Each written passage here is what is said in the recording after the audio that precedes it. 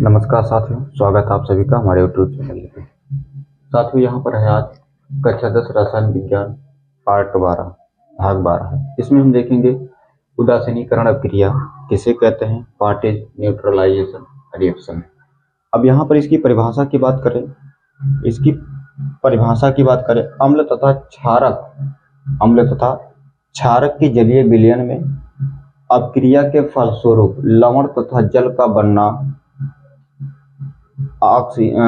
बनना उदासीनीकरण अभिक्रिया कहलाती है। अर्थात ऐसे हम बात करें कि जब कोई जलीय विलयन, अम्लीय जलीय विलयन हो और उसमें क्षारीय जलीय विलयन मिलाया जाए, अर्थात जब अम्लीय जलीय विलयन और क्षारीय जलीय विलयन को आपस में मिलाया जाता है तो उसमें एक रिएक्शन होता है जिसमें लवण बनेगा और जल बनेगा। तो ये जो जल बन रहा है, लवण तथा जल का बनना ही आपका कहलाएगा उदासीनीकरण अभिक्रिया।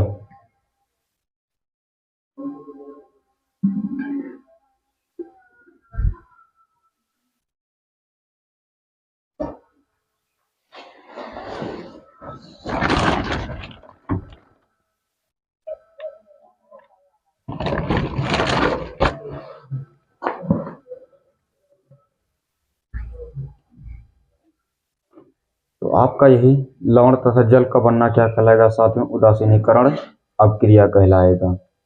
अब यहाँ पर अगर आप लोगों को ये डाउट है कि अम्ल क्या होता है और क्षार क्या होता है, तो अम्ल के बारे में आपने सुना होगा हाइड्रोक्लोरिक एसिड यानी हाइड्रोक्लोरिक अम्ल, सांद्र सल्फ्यूरिक एसिड या फिर तनु सल्फ्यूरिक एसिड या फिर सल्फ्यूरिक एसिड या फिर सल्फ्यूरिक अम्ल। ये तीनों एक ही चीज हैं जिसको हाइड्रोजन सल्फेट भी बोला जाता है, यानी कि हाइड्रोजन सल्फेट ही होता है। और इसके अलावा आप लोगों ने नाइट्रिक अम्ल का नाम सुना होगा। कौन से अम्ल का नाम? नाइट्रिक अम्ल, HNO3, ये नाइट्रिक अम्ल हो गया। और इसी प्रकार से आप लोगों ने क्षारक के नाम भी बहुत सुने होंगे, जैसे सोडियम हाइड्रोक्साइड, पोटेशियम हाइड्रोक्साइड और अमोनियम हाइड्रोक्साइड। तो ये सब क्या है दोस्तों, आपके क्षारक में क्षार है। तो चलिए यहाँ पर हम कुछ अम्ल और क्षार को लिख देते हैं। यहाँ पर अगर कुछ अम्ल और क्षार को हम लिख देते हैं, यहाँ पर अगर हम अम्ल की बात करें, अगर अम्ल आप लोग नहीं जान पाए, अम्ल की बात करें तो अम्ल में आपका है HCl। ये आपका HCl जो है वो हाइड्रोक्लोरिक एसिड है। इसके अलावा HNO3 नाइट्रिक अम्ल है। इसके अलावा आपका H2SO4 ये आपका सल्फ्यूरिक एसिड है, हाइड्रोजन सल्फेट है। ठीक है साथियों, ये आपका क्या है, हाइड्रोजन सल्फेट है। ये 3 प्रकार के अम्ल हो गया। इसी प्रकार एसिटिक एसिड, सिट्रिक अम्ल, बहुत सारे अम्ल हैं। और अगर तथा क्षार की बात करें, क्षारक या क्षार की बात करें, क्षार कोई क्षारक कहा जाता है। क्षार की बात करें, क्षार भी आपको मिलने वाला है, जैसे KOH,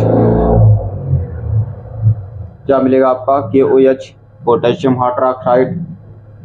इसके अलावा साथियों आपको मिलेगा NaOH सोडियम हाइड्रोक्साइड, क्या मिलेगा आपका, सोडियम हाइड्रोक्साइड। इसके अलावा आपको मिलेगा NH4OH अमोनियम हाइड्रोक्साइड आदि। क्या कर सकते हैं यहाँ पर, आदि लिखते हैं। मतलब और भी बहुत सारे आपको मिल सकते हैं। तो यही जब अम्ल और क्षार जलीय विलयन रूप में रहते हैं, अम्ल और क्षार हमेशा जलीय विलयन में ही आपको मिलेंगे। तो आपने एसिड का नाम तो सुना होगा कि बोतल में एसिड पाया जाता है, फिल्मों में अधिकतर दिखाया जाता है कि लड़की ने लड़के के ऊपर फेंक दिया या फिर लड़के ने लड़की के ऊपर फेंक दिया, जल गया। तो एसिड यही होता है, बहुत हार्ड होता है एसिड, यानी ये धातु को काटने की क्षमता रखता है, किसी भी मेटल को काटने की क्षमता भी रखता है। आप लोगों ने देखा होगा कि अगर किसी पानी जैसा होता है उसमें डाल देते तो उसमें से वो अपने आप क्या उबलने लगता है, तो वो क्या होता है, जो जल जैसा आपको दिखाई देता है साथ ही, वही आपका क्या होता है, एसिड ही होता है, जिसको अम्ल बोला जाता है। तो या फिर तेजाब भी कह सकते हैं। तो ये हो गया। अब इन्हीं सभी का इसी अम्ल के साथ, ये अम्लों का किसके साथ क्रिया, क्षार के साथ। वो कैसा होगा, ये जलीय विलयन के रूप में होगा, ये भी जलीय विलयन के रूप में होगा। और इन दोनों का जब आपस में क्रिया कराया जाएगा साथियों, तो ये बनेगा आपका लवण और जल बनेगा। तो यहाँ पर देखते हैं, यहाँ पर एक छोटा सा लिख लेते हैं, छोटा सा ये लिखेंगे कि जब अम्ल अम्ल और क्षार का अम्ल और क्षार का आपस में जब क्रिया कराया जाएगा, एक दूसरे के साथ मिलाएंगे, तो ये आपका बनेगा लवण, आपका क्या बनेगा साथ में, लवण बनेगा, और आपका जल बनेगा। क्या बनेगा, आपका जल बनेगा। तो चलिए लेते हैं यहाँ पर हम, यहाँ पर देखिए 1 2 3 और 1 2 3, यहाँ पर कुल मिला के लगभग 9 रिएक्शंस करा सकते हैं। कितने रिएक्शंस 9 रिएक्शंस करा सकते हैं बारी बारी। लेकिन एक, अब यहाँ पर देखते हैं, जैसे यहाँ पर अगर पहले की बात करें, यहाँ पर अगर पहले की बात करें, जैसे HCl में ये आपका एक्वस यानी कि जलीय विलयन के रूप में होगा, और इसमें जब हम डालेंगे, मान लेते हैं सोडियम NaOH, सोडियम हाइड्रोक्साइड के जलीय विलयन को मिलाया जाए। जब हाइड्रोक्लोरिक अम्ल में यानी कि HCl का जलीय विलयन हाइड्रोक्लोरिक के जलीय विलयन में सोडियम हाइड्रोक्साइड का जलीय विलयन मिलाया जाएगा, तो साथियों आपका यहाँ पर क्या बनेगा, लवण बनेगा, और क्या बनेगा, आपका जल। जल का तो सूत्र आप लोग जानते ही हो, H2O होता है। इस प्रकार से आपने जल बना दिया। और इसके बाद लवण। अब यहाँ पर देखिए, यहाँ से H और O, यहाँ से देखिए एक H यहाँ, एक H यहाँ, 2 H हो गया, ऑक्सीजन एक, ऑक्सीजन एक, अलग हो गया, क्या बचा, Na बचा आपका, और यहाँ पर क्या बचा, Cl बना। तो लवण यानी कि नमक, नमक को ही क्या कहा जाता है साथियों, आप लवण कह सकते हैं। ये बनेगा NaCl, ये क्या बनेगा आपका, NaCl बनेगा। तो इस प्रकार से ये आपकी क्या हो जाएगी, रिएक्शन हो जाएगी। इस प्रकार से अम्ल का जलीय विलयन और क्षार का जलीय विलयन जब आपस में मिलते हैं, तो ये लवण बनता है, और क्या बनता है, जल बनता है। इस प्रकार से आप इस समीकरण को दिखा सकते हैं। एग्जामिनर पूछ सकता है, पेपर में आ सकता है कि उदासीनीकरण अभिक्रिया किसे कहते हैं, उदाहरण के माध्यम से समझाइए। तो कहेंगे, जब अम्ल के जलीय विलयन में क्षारक का जलीय विलयन मिलाया जाता है, तो अभिक्रिया के फलस्वरूप लवण तथा जल का बनना ही क्या कहलाएगा, उदासीनीकरण अभिक्रिया कहलाएगा। और इसको आप HCl हाइड्रोक्लोरिक एसिड और सोडियम हाइड्रोक्साइड क्षार के माध्यम से आप दिखा सकते हैं, यानी HCl बनेगा, आपका क्या बनेगा, ये जल बनेगा। ये आपका है हाइड्रोक्लोरिक एसिड, ये आपका है साथियों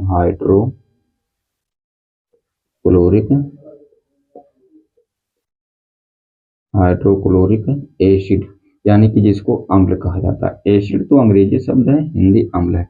और ये क्या है, सोडियम हाइड्रोक्साइड, ये आपका है सोडियम हाइड्रोक्साइड।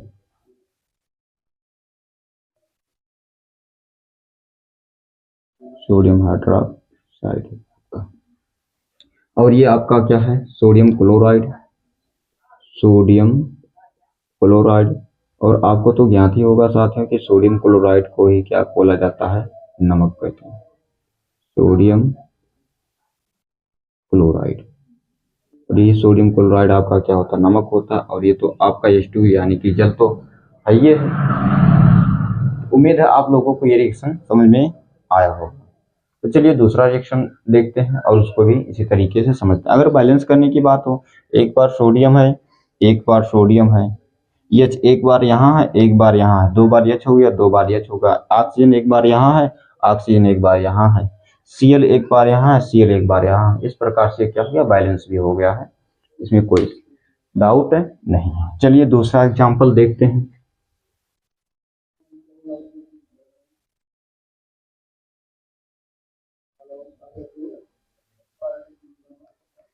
ये अम्ल है आपका अम्ल है। दूसरा एग्जाम्पल लेते हैं, nitric acid HNO3।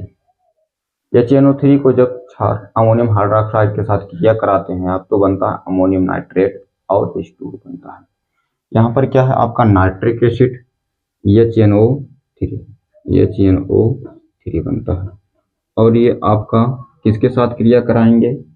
Ammonium hydroxide के साथ क्रिया कराएंगे, NH4OH के साथ क्रिया कराएंगे। ये किस रूप में रहेगा? ये एक्वस AQ अर्थात ये जलीय विलयन। यहाँ पर साथियों HNO3 का जलीय विलयन और NH4OH का जलीय विलयन, नाइट्रिक अम्ल का जलीय विलयन, अमोनियम हाइड्रोक्साइड का जलीय विलयन आपस में क्रिया कराएंगे तो हम जानते हैं कि क्या बनेगा? जल तो बनना ही बनना है।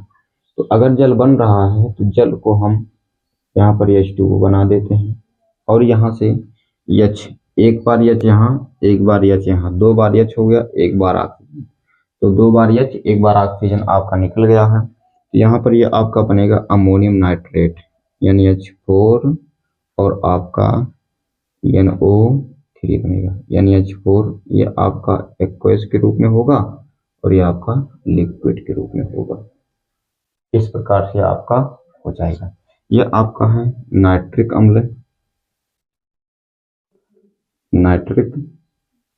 अम्ल, और ये आपका होगा अमोनियम हाइड्रोक्साइड, अमोनियम NH4 को अमोनियम पढ़ा जाता है, OH को हाइड्रोक्साइड पढ़ा जाता है। ये आपका बनेगा अमोनियम हाइड्रोक्साइड हो जाएगा। इसके अलावा आपका ये बनेगा NH4 अमोनियम,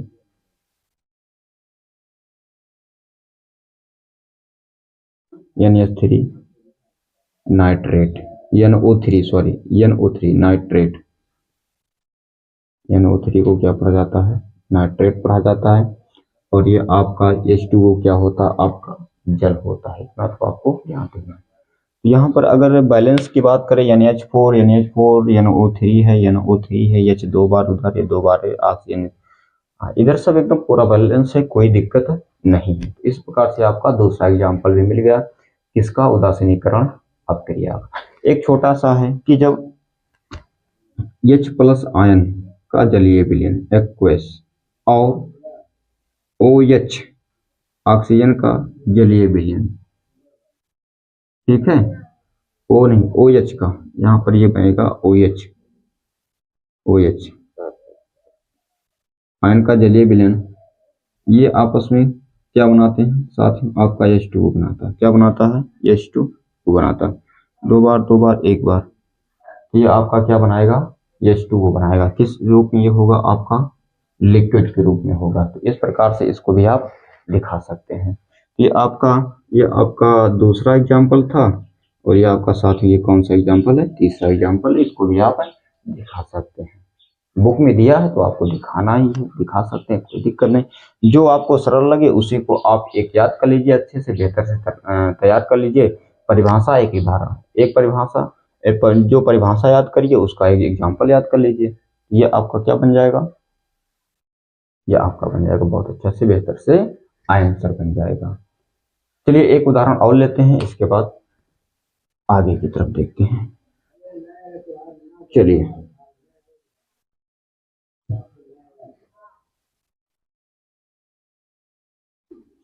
यहाँ पर देखते हैं। और साथ में एक बात आप लोगों को बता दें, ये अभिक्रिया अम्ल तथा क्षार का अभिक्रिया, जब दूसरा चैप्टर आप लोग पढ़े होंगे अम्ल क्षार तथा लवण, उसमें आपका अम्ल का क्षार के साथ क्रिया, यही सब अभिक्रिया आपको वहां पर भी सेम टू सेम देखने को मिलने वाला है।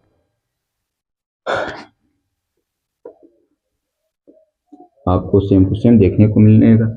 अब यहाँ पर चलिए ले लेते हैं, यहाँ पर किसकी बात करें? चलिए H2SO4 ले लेते हैं। H2SO4 को सल्फ्यूरिक एसिड बोलते हैं। क्या बोलते हैं? सल्फ्यूरिक अम्ल बोला जाता है। सल्फ्यूरिक अम्ल हो गया। और ये किस रूप में? एक्वस जलीय विलयन के रूप में।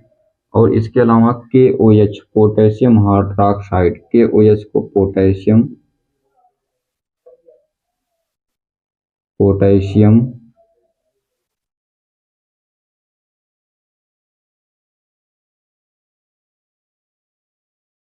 हाइड्रोक्साइड,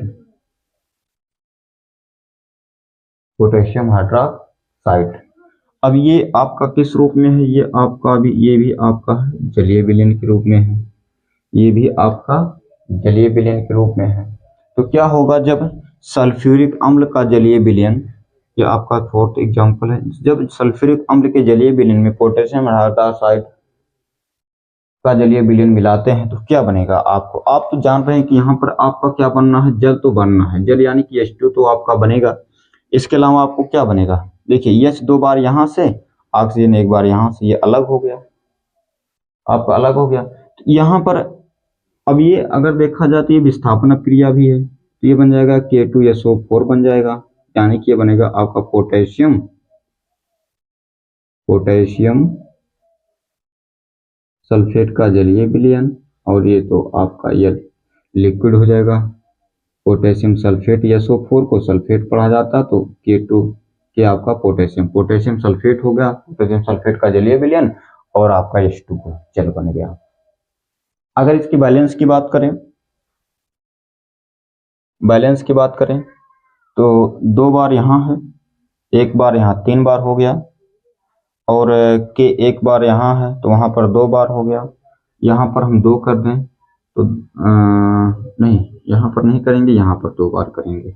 यहाँ पर अगर 2 बार कर दिए तो 2 बार के हो गया, 2 बार के हो गया, यहाँ ऑक्सीजन भी 2 बार हो गया, और यहाँ पर 4 4 2 6 बार हो जाएगा, ये 4 दूनी 8 बार हो जाएगा, तो इसलिए यहाँ पर 2 नहीं लगाएंगे। 2 बार यहाँ ऑक्सीजन देखिए यहाँ पर 6 बार है, और यहाँ पर 1 बार है, यहाँ पर 2 लगाते हैं तो 2 बार ऑक्सीजन यहाँ पर भी हो गया, तो 6 बार ऑक्सीजन, 2 बार यहाँ और 4 बार यहाँ, 6 बार। अगर ऑक्सीजन की बात करें, ऑक्सीजन इधर देखिए 4 बार, इसमें 4 बार है प्लस, और इसमें 2 बार, देखिए 2 यहाँ लिखा ऑक्सीजन, यानी कि 2 बार यहाँ, टोटल मिला के 6 बार है। हाइड्रोजन की बात करें तो हाइड्रोजन इधर 2 बार इधर है, और 2 बार इधर, 4 बार है, और 4 बार उधर है, तो ये आपका 2 यहाँ है और 2 बार यहाँ, 2 यहाँ लिखा, यच यहाँ लेगा, इसका मतलब 2 बार यच यहाँ है, टोटल कितना बार है, 4 बार है। यस की बात करें तो यस आपका 1 बार यहाँ है, और यस आपका 1 बार यहाँ है, तो इसलिए यस आपका केवल कितना बार है, 1 ही बार है। और के की बात करें, यहाँ पर के दिया गया है, के की बात करें तो के आपका यहाँ पर ना लिखते हुए के को हम यहाँ आगे लिखते हैं। के की बात करें तो के यहाँ पर 2 बार है, यहाँ पर भी के 2 बार है। चलिए ऑक्सीजन देखिए 4 बार यहाँ ऑक्सीजन है, तो 4 प्लस, और 2 बार देखिए यहाँ है, तो 2 बराबर कितना बार है, 6 बार, तो 6 बार इधर भी था और 6 बार उधर भी हो गया। इसके अलावा यच की बात करें, यच देखिए इसमें तो यच नहीं है, 2 दूनाई 4, यहाँ पर यच कितना बार है, 4 बार है, और यच भी इधर कितना बार है, 4 बार है। तो इस प्रकार से भी हो गया। यस की बात करें, सल्फर की बात करें तो सल्फर इधर भी 1 बार है, इसलिए सल्फर भी क्या है, बराबर है आपका। और के की बात करें, पोटेशियम के की बात करें तो यहाँ पर देखिए के आपका कितना बार है, K2 2 बार है, तो यहाँ पर 2 बार, इसलिए ये भी बराबर हो गया। इस प्रकार से आपका ये समीकरण भी क्या है, बैलेंस है। दोस्तों उम्मीद है वीडियो आप लोगों को पसंद आया होगा, अच्छे से समझ में आया होगा। जहाँ पे ना समझ में आया है कमेंट बॉक्स में आप लोग अवश्य बताइए, ताकि हम उसको फिर से समझा सकें आप लोगों को। अब ये लगभग ये आपका है पार्ट 12, लगभग सभी प्रकार की परिभाषाएं कंप्लीट हो चुकी है। अब इस चैप्टर में केवल बचा है रेडॉक्स अभिक्रिया, जिसमें आपको ऑक्सीकरण और अपचयन देखने को मिलेगा। अगले वीडियो में ऑक्सीकरण और अपचयन को समझाने का पूरा प्रयास करेंगे, फिर इसके बाद आपका ये चैप्टर खत्म हो जाएगा और फिर इसके बाद अगला चैप्टर शुरू होगा। तो वीडियो कैसा लगा कमेंट बॉक्स में जरूर बताएं। वीडियो पसंद आया तो लाइक करें, और कहाँ पर समझ में नहीं आया ये भी बताएं, और हमारे पढ़ाने में यदि कोई मिस्टेक है तो वो भी आप चर्चा अवश्य कीजिएगा। कमेंट बॉक्स में अवश्य बताइएगा कि आपने ये मिस्टेक किया है, यहाँ पर आपकी गलती है, या फार्मूला को हमने गलत बताया। हो सकता है कि गलत फार्मूला का नाम हमने बता दिया हो, फार्मूला कुछ और हो, नाम हमने कुछ और बता दिया, तो इसके बारे में भी आप जरूर बताइए ताकि हम उसको और सुधार करें। और दोस्तों वीडियो यदि आप नए हैं तो चैनल पर नए तो चैनल को सब्सक्राइब करें, और चैनल को ज़्यादा से ज़्यादा अपने दोस्तों के साथ शेयर करें, जो पढ़ने वाले बच्चे हैं उनको भी शेयर करें। ठीक है, और हम इसी प्रकार से कोशिश करेंगे आपके लिए बेहतर से बेहतर वीडियो लाते रहेंगे। मिलते हैं नेक्स्ट वीडियो में, तब तक के लिए नमस्कार, जय हिंद।